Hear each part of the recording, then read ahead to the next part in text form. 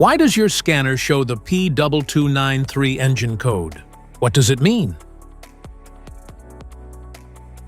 P2293 is a diagnostic trouble code for fuel pressure regulator. 2. Performance.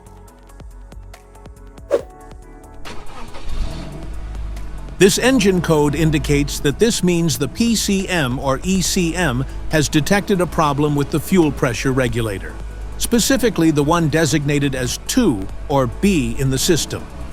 Under this circumstance, stop driving and repair your vehicle immediately.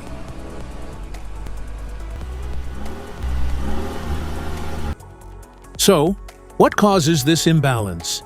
Here are the most common culprits. This error can be caused by these possible faults in your vehicle. Fuel pump issues, fuel pressure regulator problems, wiring and electrical issues, ECM or PCM issues, PCV system leak. Each DTC code corresponds to a specific issue in your vehicle.